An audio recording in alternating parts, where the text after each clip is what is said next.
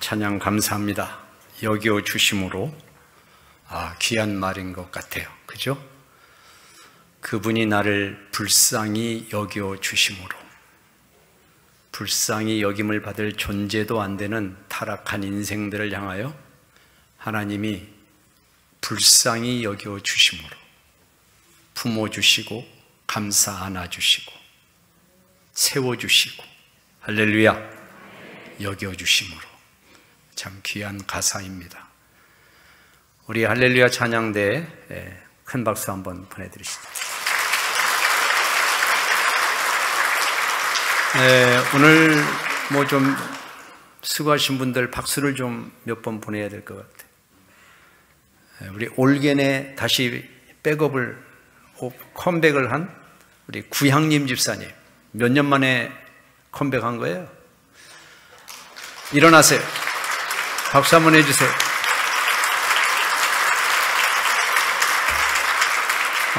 예배 시작 전마다 찬양과 경배로 우리의 마음 문을 활짝 열고 주 앞에 다소곳이 앉게 하는 우리 참회 찬양단이 있습니다.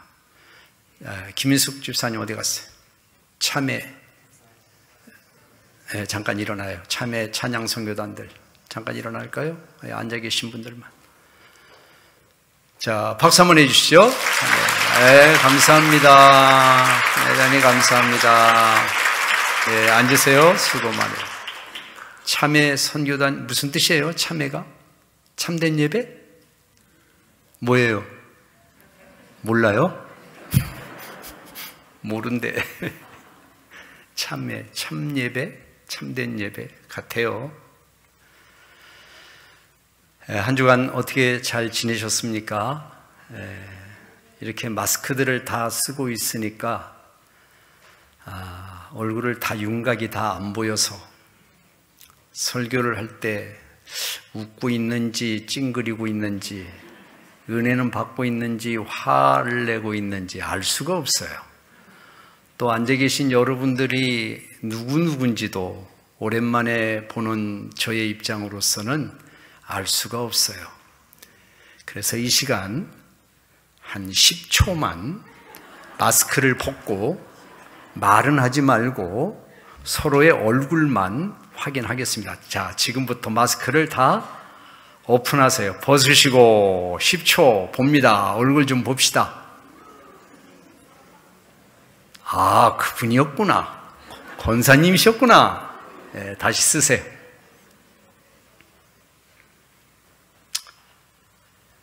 이 신앙생활이 얼마나 귀한지 몰라요. 우리 서로 잘 알았던 사이입니까?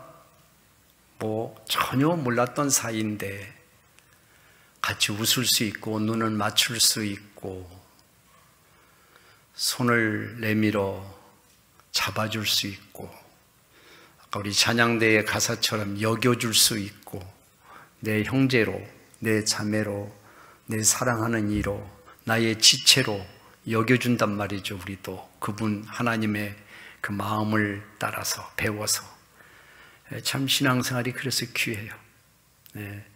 여러분들 힘들고 지칠 때 절대 내가 홀로 있는 것이 아니다라는 거 결코 잊지 마시고 지체 없이 손 내밀어서 힘들 때는 힘들다고 말씀하시고 화날 때는 화난다고 말씀하시고 손 내미시면 붙잡아주는 지체가 있잖아요. 내 손 내밀 때에 따뜻한 그 손체 그 온도를 느끼면서 그 온도가 마음속 깊이까지 전달되잖아요. 얼마나 귀해요. 너무나도 감사한 거예요. 하나님과 우리들의 관계를 성경에서는 여러 가지 다양한 표현으로 말씀을 하고 있어요.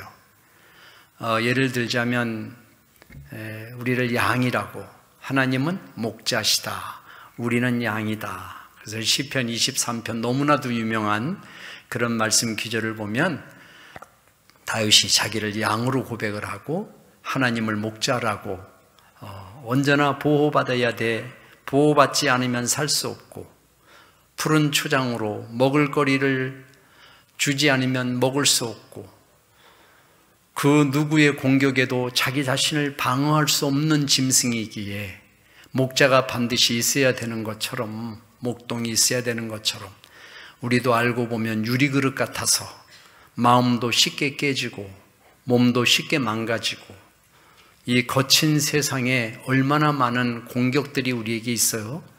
그때마다 목자가 되시는 하나님이 우리를 돌보시고 지켜주신다. 할렐루야. 그래서 우리를 양이라고 표현한 아주 유명한 표현이 있습니다.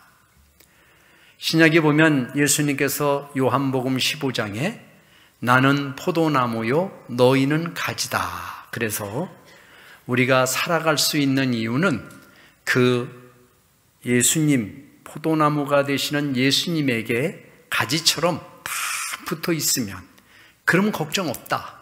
붙어 있기만 하면 그분의 영양분을 다 흡수하고 그것을 내 것으로 해서 나는 쭉쭉 뻗어나갈 뿐만 아니라 꽃을 피우고 열매를 맺는 그런 가지라고 표현했어요. 그래서 주님은 포도나무, 나는 가지, 그렇게도 표현을 했어요. 뭐 대표적인 거는 그렇게 우리가 정도로 볼 수가 있어요. 그 외에도 많아요. 많이 있지만 일일이 다 얘기할 수는 없고, 또 그 중에 하나가 뭐냐면 하나님의 우리를 자녀라고 하죠. 오늘 본문에 보니까 영접하는 자, 그 이름을 믿는 자들은 하나님의 자녀가 되는 권세를 주셨다라고 했습니다. 다른 표현에서는 나는 포도나무여 너희는 가지니 이렇게만 표현했어요. 그리고 하나님은 목자, 우리는 양 이렇게 표현했어요.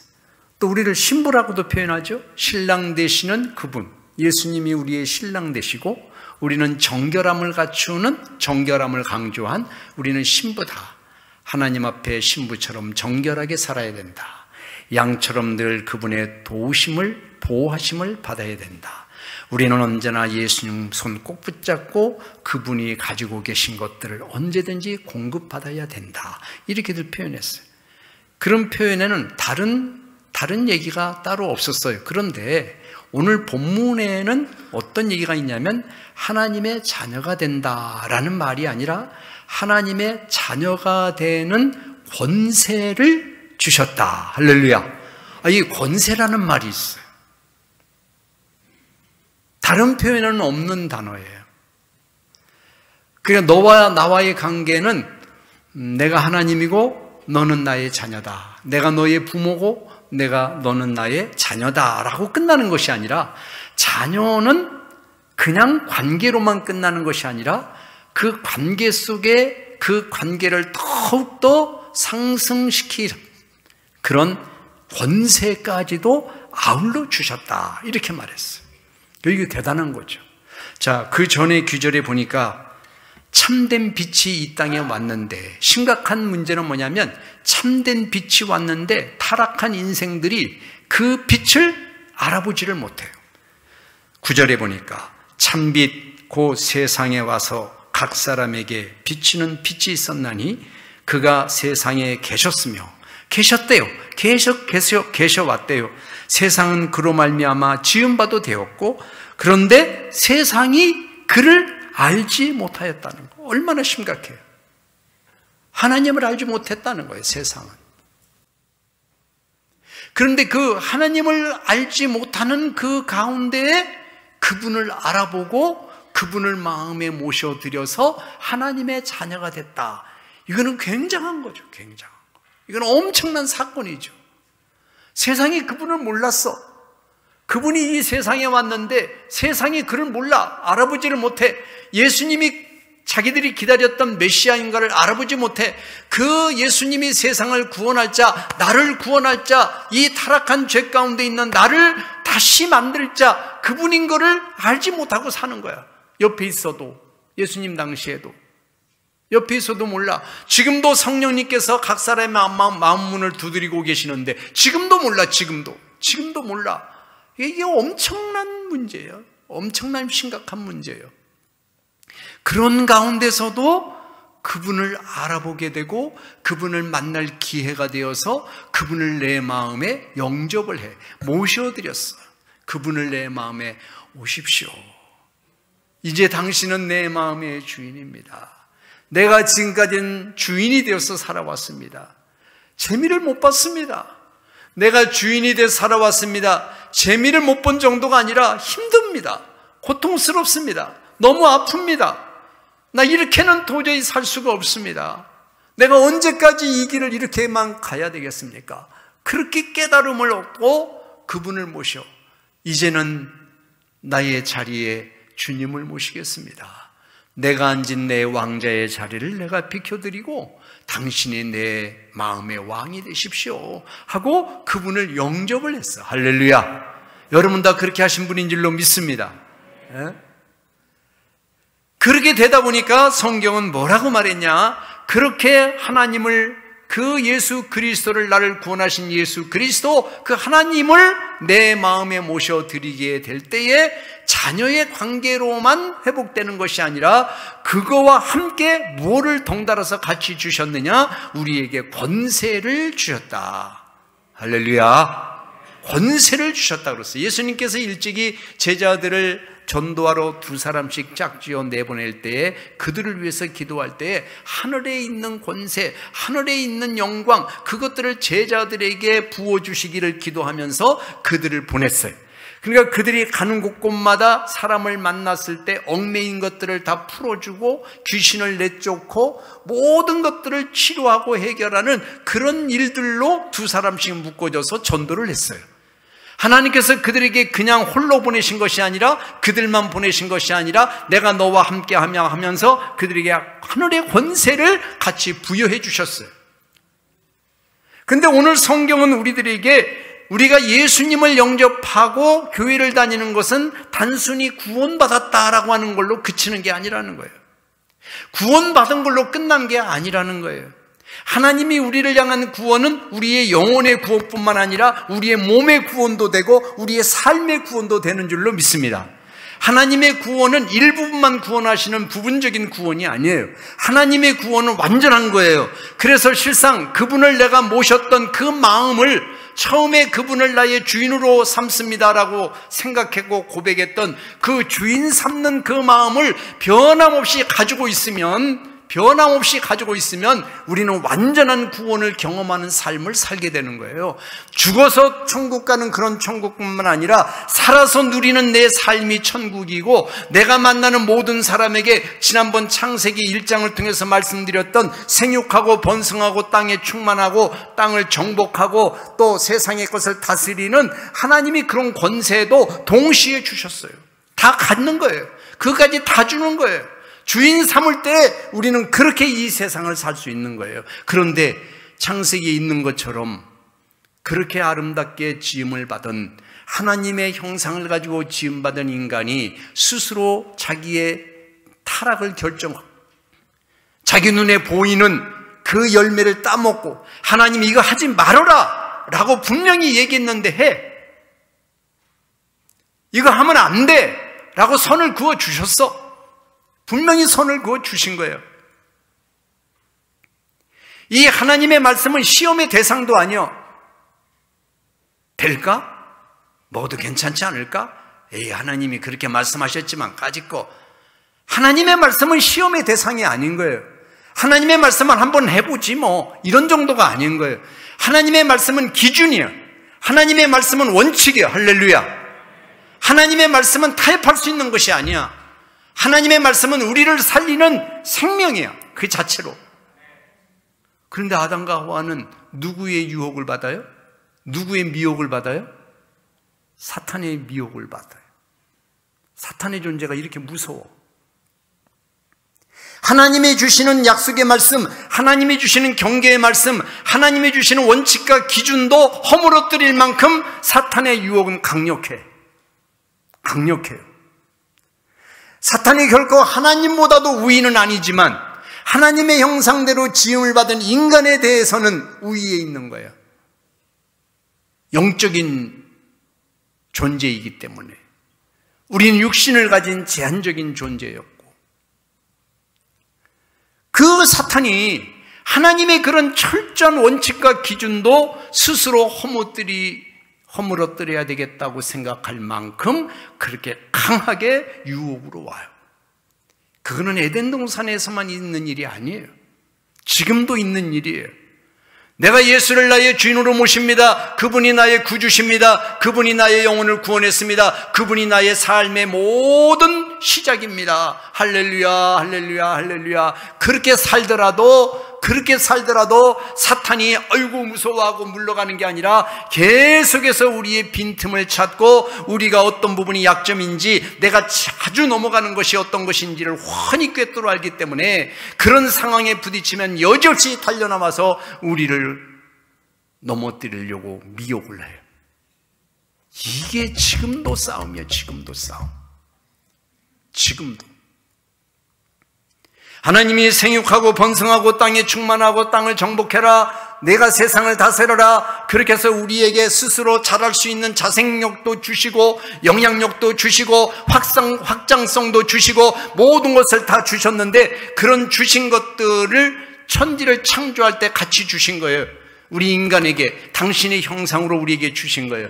그런데 타락하기 때문에 그것이 없어지지는 않았지만 그것을 엉뚱한 데 쓰는 인간이 되고 말잖아요. 확장성을 자기의 욕심을 따라 산다든지, 아니면 스스로 클 수 있는 것을 엉뚱한 것에 자기의 기형적으로 큰다든지, 그 영향력도 오직 자기의 이익을 위한 영향력으로만 쓴다든지, 이렇게 타락한 세상의 속성을 그대로 가지고 있는 그런 인간이 되어버렸단 말이에요.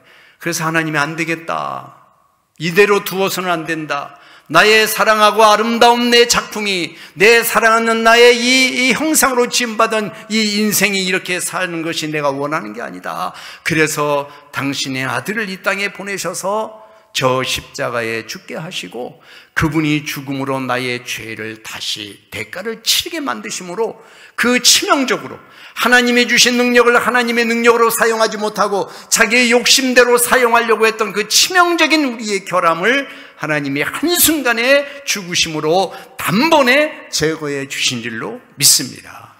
그게 우리들이 된 거예요. 이제 그게 우리 크리스찬이 된 거예요. 이게 우리 하나님의 자녀예요. 그래서 우리 하나님의 자녀가 된 사람들은 그렇게 내 결함만 치유된 것이 아니라, 결함이 치유가 된 다음부터는 내가 너에게 이 권세를, 확실히 권위를 내가 너에게 부여해 주겠다. 하나님의 자녀의 권위다. 누구도 해방할 수 없는 하나님의 권위를 내가 너에게 덧입혀 주마. 할렐루야. 그렇기 때문에 우리가 세상을 향하여 담대할 수 있고, 사탄에 대해서도 우리가 쫄리지 않고 당당할 수 있는 것은, 하나님의 자녀는 그냥 하나님의 자녀가 아니라, 교회 다니면 하나님의 자녀가 아니라, 예수 믿으면 그냥 하나님의 자녀라고, 그런데 이게 아니라 하나님의 자녀뿐만 아니라 자녀에게 걸맞는 권위까지도 우리에게 옷 입혀 주셔서 세상을 살게 하셨다는 거예요. 믿으시기를 축원해요. 그러니까 우리가 세상을 그렇게 쫄면서 보지 말아야 돼요. 쫄지 마셔. 우리는 권위를 가진 자예요. 권위자예요. 저희 집사람이 파킨슨 병이잖아요. 벌써 파킨슨 병이 진단받은 지 10여 년이 넘었어요. 10년이 넘었어요. 처음에 이걸 어떻게 할까 하다가 안양교회 어느 장로님의 소개를 받아가지고, 그분이 이제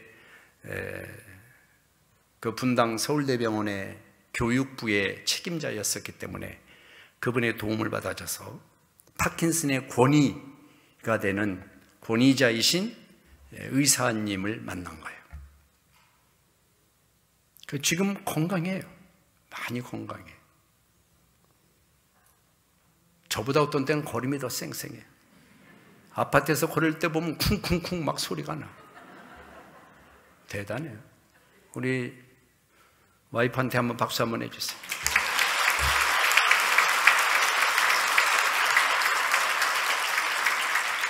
그런데 기도도 해주셔야 돼요. 저러다가도 어떤 때는 또 걸음이 느려.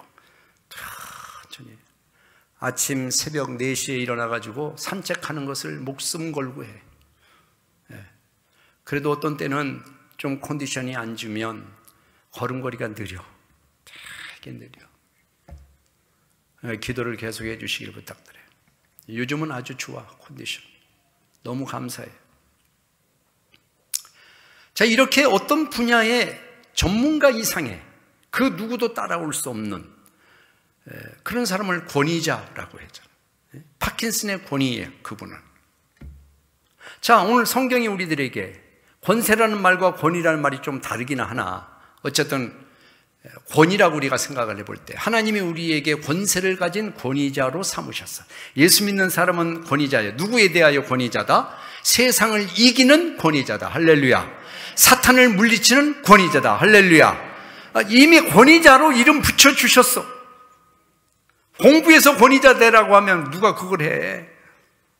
대학 가고 대학원 가고 인턴 레지던트 다 겪고 어떻게 해 그거? 나는 공부머리가 아닌데 못해. 근데 하나님 그렇게 말씀하시지 않았어. 성경 공부 많이 하면 권위자라고도 말씀하시지 않았어. 네가 나를 주인 삼았냐? 네가 나를 내 마음에 모셔드렸느냐? 나를 받아들였느냐? 그러면 너는 권위자다. 이제 너는 권위자로 살아라. 할렐루야.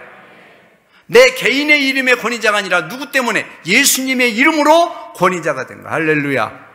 이 시간 우리 한번 기도 한번 해야 돼. 아픈 데다가 한번 손을 대보셔. 정말 내가 힘드는 거, 내가 이거는 정말 해결받아야 되는데 질질 끄는 거, 손을 대시고 우리 함께 기도를 한번 이렇게 할래요. 따라서 한번 하세요. 내 몸을 힘들게 하는 모든 병마야 예수님의 이름으로 명하노니 내 몸에서 떠나갈지어다. 떠나갈지어다. 아멘. 권위 가진 사람은 이렇게 해야 돼.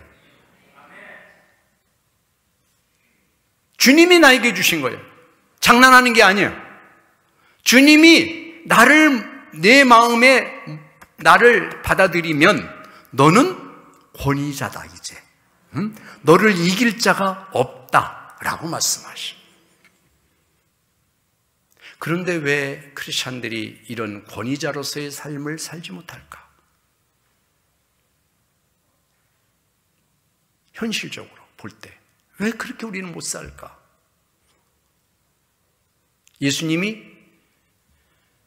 공생애를 시작하실 때에 마태복음 4장에 보면 시험을 받으십니다. 광야에 40일 동안 금식을 하시고 시험을 받으셔요. 그때 사탄이 와서 시험을 해요. 이 시험 받는 장면을 여러 가지로 해석을 할 수 있지만 저는 오늘 설교 말씀과 맞물려서 권위에 대한 시험이다. 저는 그렇게 이름을 붙여보고 싶어요. 자, 첫 번째 시험이 뭐냐면 40일 동안 금식하셨기에 육신의 몸이 너무나도 허약해지셨다. 이 돌덩이를 떡이 되도록 해라. 그 전제가 뭐냐면, 자, 마태복음 4장에 보시죠. 마태복음 4장에 보면 이렇게 되어 있습니다. 시험하는 자가 예수께 나와서 이르되 네가 만일 하나님의 아들이거든 명령해서 이 돌들로 떡덩이가 되게 하라. 전제가 뭐야? 네가 하나님의 아들이거든. 두 번째 경험은 5절에 이에 마귀가 예수를 거룩한 성으로 데려다가 성전 꼭대기에 세우고 이르되 네가 만일 하나님의 아들이거든 뛰어내려라. 이건 뭐에 대한 시험이냐면 권위에 대한 시험이에요. 네가 하나님의 아들이라며, 네가 권위자라며, 네가 능력이 있다며, 그러면 이 돌 가지고 한번 만들어 봐. 이거 뭐 문제도 아니겠네. 한번 해봐. 예수님이 만약에 하셨다? 그러면 넘어가는 거죠. 성전 꼭대기에 세우고 뛰어내려 봐. 네가 하나님의 아들이라며. 그러면 뛰어내려 봐. 천사가 너를 받쳐줄 거야. 너는 그것도 안 돼? 권위에 대한 도전이에요. 세 번째는 뭐냐면은 높은 곳에 데리고 가가지고 세상의 지극히 높은 산으로 가서 천하만국과 영광을 다 보이고 이제는 내 앞에 무릎 꿇어. 네가 가진 권위, 네가 하나님의 아들이라는 권위, 그게 너를 위해서 무엇을 해준 게 있냐? 내 권위를 입어. 내가 너에게 권위 줄게. 세상 만물, 이거 부귀 영화 다 줄게. 네 거야. 한 번만 무릎 꿇어. 여러분, 우리 크리스천들이 하나님이 처음에 주님을 만났을 때 주셨던 이 권위자의 자리에서 왜 쉽게 내려오는가? 이 세 가지예요. 세 가지. 이거에 넘어가는 거예요. 자, 돌을 가지고 떡덩이로 만들어 봐라. 이거는 나의 피로만을 채우는 권위로 사용할 때 그 권위는 망가진다. 예수 그리스도께서 나에게 권위를 주셨어요. 하나님이 위로부터 주신 권위예요. 본문의 말씀을 보니까 이것은 힘으로도 안 되고 이것은 육신으로도 안 되고 육정으로나 사람의 뜻으로나 그렇게 나는 것이 아니라 오직 누구로부터? 하나님으로부터 난다는 거예요. 그러니까 주님, 내가 하나님의 자녀라고 하는 이 권위는 위로부터 온 것인 줄로 믿습니다. 이거는 사람의 뜻이 아니에요. 내가 하나님의 자녀 돼봐야지 이래서 된 것도 아니에요. 내가 기분이 좋아가지고 나 이제 하나님의 자녀, 이것도 아니에요. 하나님의 권위, 자녀 되는 권위, 그 권위는 위로부터 직접 주시는 거예요. 믿으시기를 축원해요. 그러니까 강력한 거예요. 세상에 많은 권위가 있어요. 대통령의 권위, 이것도 하나님이 주신 거예요. 또 무슨 장관을 한다, 아니면 여러분들이 어떤 기업에서 임원을 한다, 남을 부릴 수 있는 또는 남을 거느리고 리더십을 발휘할 수 있는 그런 위치를 줬다. 교회 안에서 내가 어떤 목사가 되었다, 장로가 되었다, 권사가 되었다, 임원이 되었다, 리더십이 되었다, 또는 여러분의 가정에서 여러분이 부모가 되었다. 위로부터 주신 권위는 하나님의 자녀가 되는 권세, 그리고 부모가 되는 권위, 이거는 하나님이 직접 주신 거예요. 나머지는 위임된 권위예요. 위임받은 거예요. 그 시대의 제도나 법에 따라 위임을 받고 모든 거기에 모인 구성원들의 동의와 찬성하에 권위를 인정받은 거예요. 그래도 그 권위를 하나님이 인정을 해 주셔요. 위임된 권위이지만 그 자리에서 물러가면 권위도 함께 없어지는 거예요. 그건 위임된 권위예요. 그런데 하나님의 자녀가 되는 권위는 이거는 하나님이 직접 주신 권위예요. 위임된 권위나 직접 주신 권위나 망가지는 방법은 똑같아요. 마태복음 4장에 있는 이거. 그래서 떡을 가지고 돌 가지고 떡을 만들어라고 하는 이 권위에 대한 유혹은 뭐냐면 너의 먹을 것을 위하여, 너의 욕심을 위하여, 너의 야망을 위하여 해볼 수 있는 것 네가 다 한번 해봐라. 네 권위를 이용해서 이거예요. 이게 엄청나게 매력적인 거예요.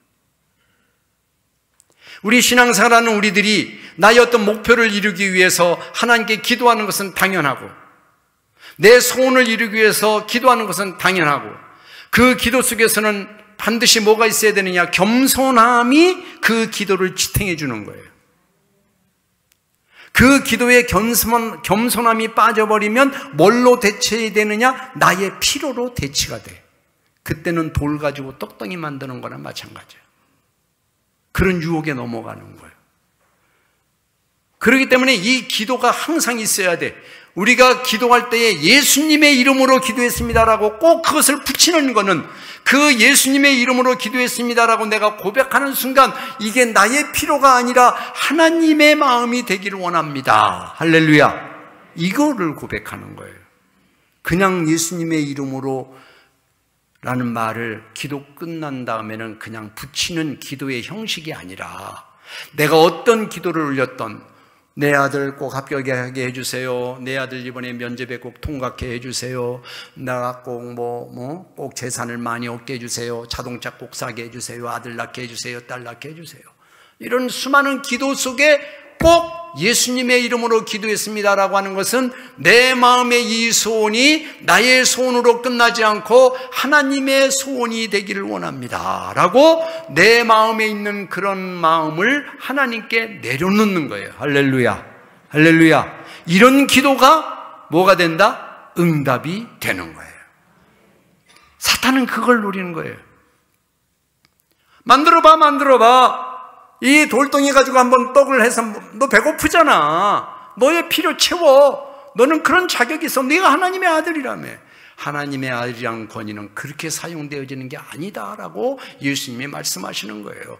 오직 사람이 떡으로만 사는 게 아니다, 밥으로 사는 게 아니다, 가지고 있는 걸로 사는 게 아니다, 누리고 있는 걸로 사는 게 아니다. 우리는 뭘로 산다? 오직 하나님의 말씀으로 사는 것이다. 할렐루야. 믿으시기를 축원해요. 이게 실천되기를 축원해요. 하나님의 말씀으로 사는 거예요. 사탄은 이거를 우리에게 계속 공격해와요. 너 지금 필요하잖아. 너 권위 있잖아. 너 권사잖아. 너 임원이잖아. 너 할 수 있잖아. 네가 한다는데 누가 뭐라고 그래? 해, 괜찮아. 이거 넘어가면 안 돼요. 여기에 넘어가는 순간 떡을 만들고 있는 거예요. 돌 가지고. 두 번째는 성전 꼭대기에 올라서 뛰어내려 보라 라고 얘기를 해요. 이건 우리의 권위의 어떤 도전일까? 과시하고자 하는 욕심, 여기에 대한 시험이에요. 우리가 권위가 무너지는 것, 권위의 순수함이 무너진 것, 하나님의 자녀로서의 권세를 가지고 살아가는 그 권세가 이상하게 권세를 다 드러내지도 못하고 그 권위자로서 부끄럽게 생활하고 그렇게 되는 두 번째 이유는 무엇일까? 어디에서 넘어질까? 그 권위를 과시하려고 할 때. 까불고 있어. 내가 누군데. 내 말 들어. 내가 누군데 이래. 내 말이 법이야. 그게 가정에서든지 직장에서든지 어디든지 여러분들이 많은 사람들의 리더십으로 생활할 때에 그 리더십이라고 하는 권위는 하나님이 주신 것이고 위임받은 것인데 그 권위를 감당하는 가장 기초에 있는 것, 겸손함, 사랑, 이런 게 없어져 버리면 그 권위는 껍데기요. 그 권위는 자기를 과시하는 것에 다를 바가 없는 거예요. 무서운 거예요. 그렇기 때문에 사랑하는 성도 여러분, 하나님의 자녀라고 하는 이 권위, 하나님의 자녀가 됐다는 거 여러분 자랑스러워 봤어요? 남한테 자랑하고 싶어. 나 하나님의 자녀야. 하나님이 우리 아버지셔. 나 하나님의 돌보심을 받아. 하나님은 나의 모든 걸 주셔. 막 자랑해보고 막 이런 마음이 있어야 되는 거지. 이런 것들이 가득함으로 가득하게 누리고 살아가는 게 하나님의 자녀고, 그것을 드러나고 다른 사람에게 영향을 주고 다른 사람의 어떤 다른 사람을 무릎 꿇리고 다른 사람을 모아가고 더 하나님의 자녀로 더 확장시켜 나가는 그런 삶을 살게 되도록 하나님이 그런 권세를 주신 건데, 그런 권위를 아주 세속적인 생각과 요즘 이 세상에 얼마나 요즘 이 세상에 가장 많이 오르고 내리는 얘기가 뭐예요? 잘 사는 거, 남보다 잘 사는 거, 남보다 잘 나가는 거. 아주 요즘 가치관은 우리 한국 특별히 더한 것 같아요, 요새. 그런 것에 매몰돼 가지고 하나님의 권위가 다 힘이 약해져 가지고 없어져 버려요. 그렇기 때문에 하나님의 권위는 과시하는 권위가 아니다. 하나님의 권위는 녹여지는 거예요. 겸손으로 녹이고 사랑으로 녹이고. 할렐루야. 제자입니까? 라는 책이 있어요. 아주 고전이에요. 오래된 책이에요. 1999년도에 나온 책이니까 거의 몇 년 됐어요. 거의 20몇 년 됐네요. 아르헨티나의 목사님 후안 카를레스 오르티즈인가? 이분이 지은 책이에요. 그 책은 1부와 2부로 돼 있어요. 1부의 제목은 새 포도주, 2부의 제목은 새 부대, 이렇게 돼 있어요. 1부의 새 포도주라고 할 때 그 제1장에 보면 어떤 문제가 있냐면 내가복음서라는 규절이 있어요. 주님의 복음이 아니라 내가 복음이야. 하나님의 복음의 말씀을 내 멋대로 재단해. 자기 입맛에 맞게 써. 골라서 써. 단 것만 빼먹어. 내가 복음. 그래서 거기에 보면은 인간적인 기도, 인간적인 전도, 그런 것들이 쭉 기록이 되어 있어요. 그러니까 하나님의 방법으로, 하나님의 이름으로 전도하고, 기도를 할 때도 하나님이 기뻐하시는 기도로 들어가고, 형식도 그렇게 취하고, 하나님이 뭘 원하실까를 두드리고 하는 게 기도잖아요. 기도는 내 소원을 성취하는 게 아니라 하나님이 나를 향한 뜻이 무엇일까? 하나님이 이 질병을 통해서 나에게 뭘 말씀하실까? 하나님이 나의 이 병을 고쳐주십시오라고 얘기하면서도 이 고치는 과정에서 나는 어떻게 하나님 앞에 성장해 갈까? 내가 어떻게 하나님께 다가가? 이게 기도해야 되는데, 이게 기도인데 그게 아니요. 문제 해결만을 위한 기도. 이렇게 들어가 보니까 후안 카를로스 오티즈인가 뭐 하여튼 이름도 어려워. 그분이 거기에 인간적인 기도, 인간적인 전도, 인간적인 예배, 이것이 제자의 삶을 망가뜨린다, 그렇게 기록하고 있어요. 그리고 2부에서는 새 부대라고 하는 규절인데, 그 2부의 책 말미에는 결국 제자가 된다는 건 뭐냐? 제자도가 뭐냐? 그것은 사랑이다 라고 끝을 맺고 있어요. 하나님의 사랑은 이웃사랑이다. 하나님의 사랑은 공동체의 사랑이다. 하나님의 사랑은 내 가족 사랑이다. 하나님의 사랑은 내 이웃사랑이다. 할렐루야. 그게 진정한 제자다. 똑같아요. 권위자이십니까? 당신은 권위자이십니까? 라고 물을 때에 제자이십니까? 이걸 대입해보면 똑같아요. 당신은 권위자로서의 삶을 사느냐? 나는 당신은 하나님의 자녀의 권세를 가지는 권위자로서 당신은 이 세상을 박차고 그렇게 얼마든지 자신 있게 삶을 살아가고 있느냐? 라고 물어서 그것이 옳고 그른지, 그 시금석이 제자입니까? 라는 책 거기 읽어봐도 똑같아요. 자, 세 번째 유혹은 뭐냐? 세 번째 유혹은 높은 곳에 올라갔어요. 높은 곳에 데리고 올라가서 세상 만물을 다 보여주고, 자, 이거 다 팔아, 이거 다 팔아, 이거 다 네 거다, 이거 네 건데 조건이 있어. 내가 하나님의 아들이여든이라고 하는 그 권위 내려놔라. 그리고 이제는 내 이름의 권위를 입어라. 그러면 이거 너에게 주마. 무릎 꿇으라는 얘기는 바로 그 얘기예요. 예수님에게 무릎 꿇으라는 거예요. 내 앞에 한번 눈 찔끔하고 무릎 꿇어봐. 너 지금 힘들잖아, 어렵잖아. 네가 공생애를 해, 네가 하나님의 뜻을 이루어. 야, 너는 사람이야. 사람이라고. 너는 한 번만 무릎 꿇어봐. 그러면 네가 원하는 건 내가 성취해 주마. 네가 세상의 왕으로 왔잖아. 내가 그거 이루어 주마. 내가 못할 줄 아냐? 하나님의 권위를 스스로 내려놓게 만들어. 그리고 하나님의 권위에 대치될 수 있는 매력적인 것들을 줘요. 그게 바로 뭐냐? 여기 성경에는 그렇게 돼 있어요. 주 너의 하나님께 경배하고 다만 그를 섬기라. 예수님이 그렇게 대답을 하셨는데, 그 전에 천하 만국과 그 영광, 천하 만국과 그 만국이 성장하고 커지는 그 영광을 쫙 보여줘. 혹하지 뭐. 혹하잖아. 다 줘. 로또 1등 되는 거 다 보여줘. 야, 이거 봐. 이것만 해. 이거 로또 끝나잖아. 이거 해줘요. 그 순간에 우리의 생각, 우리들의 그 느낌, 감각, 이런 것들이 막 흔들려. 한 번만 그렇게 하면 될 텐데, 그러면 끝인데.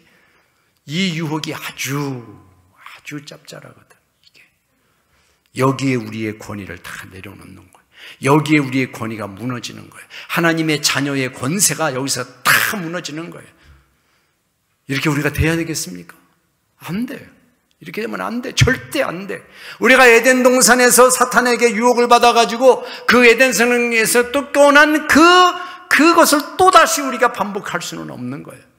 에? 아이고, 그렇게 죄를 져서도 우리의 영혼 구원은 상관없잖아요. 물론 상관없지. 그러나 그렇게 사는 것은 하나님의 자녀로서 사는 게 아니다라는 거예요. 그거는 진정한 구원이 아니라는 거예요. 내 영혼이 구원받았다는 걸로만 주장한다면 그건 반쪽 구원도 안 되는 거예요. 그건 이 땅에 살면서 누리라고 하는 천국 생활도 못 누리고 사는 거예요. 바보예요, 바보. 바보 같은 삶을 사는 거예요. 쪼다요. 쪼다. 그러면 어떻게 우리가 이 권위를 지속적으로 유지할 수 있을까? 이게 관건이잖아요. 권위를 받쳐주는 것은 아까 겸손, 제자입니까? 라는 책에는 사랑, 이렇게 돼 있어요. 우리의 권위, 하나님의 자녀의 권위를 받쳐주는 건 어떤 순간에도 겸손이다, 겸손. 우리 주님도 그걸 우리에게 말씀하셨잖아요. 너는 나에게 배워라. 나의 겸손과 온유를 배워라. 할렐루야. 다른 거 말씀하시지 않았어. 사도들이 말하는 복잡한 거 얘기하지 않아요. 뭐 사랑과 희락과 화평 뭐 그렇게 얘기하지 않았어. 딱 두 가지, 온유와 겸손이다. 온유는 강팍함의 반대말이잖아요. 강팍함의 반대말. 겸손은 높음의 반대말이에요. 스스로를 낮추는 거예요. 하나님 앞에. 사람 앞에 낮추는 게 아니라 주님 앞에서 낮추는 거예요. 주님 앞에까지 낮추면 사람 앞에 낮아지게 돼 있어요. 근데 사람 앞에 낮춘다고 자기 나름대로는 했는데 그게 주님 앞에 낮추는 것이 안 되면 그거는 거짓된 겸손이 되는 거예요. 그거는 겸손이 그에게 힘도 안 돼. 그거는 주님의 겸손의 자리까지 내려가야 생육하고 번성하고 땅에 충만하고 땅을 정복하고 또 세상을 다스리는 자리까지 갈 수 있는 거예요. 믿으시기를 축원해. 에베소서 6장에는 우리의 권위를 지킬 수 있는 것들이 있습니다. 에베소서 6장 13절에 보면 이렇게 기록을 하고 있습니다. 그러므로 하나님의 전신갑주를 취하라. 이는 악한 날에 너희가 능히 대적하고 모든 일을 행한 후에 서기 위함이다. 전신갑주, 갑옷을 입으라는 거예요. 그 갑옷의 내용이 쭉 나오잖아요. 진리로 너희의 허리띠를 동이고, 허리띠를 바짝 동여라. 결심하라는 거예요. 느슨하게 바지 입지 말아라. 느슨하게 전투에 나가면서 느슨하게 꾸리고 나가지 말아라. 움직이다 보면 다 흘러내리고 풀어지고 자기를 보호할 수 있는 것들이 다 흩어져 버린다. 단단히 묶어라. 단단히 묶어라. 단단히 너를 잡아매라. 하나님 앞에. 그리고 그 다음에 의의 호심경을 붙여라. 지금 성경에는 호심경이 되어 있지만 옛날에는 흉배라고 얘기했어요. 흉배.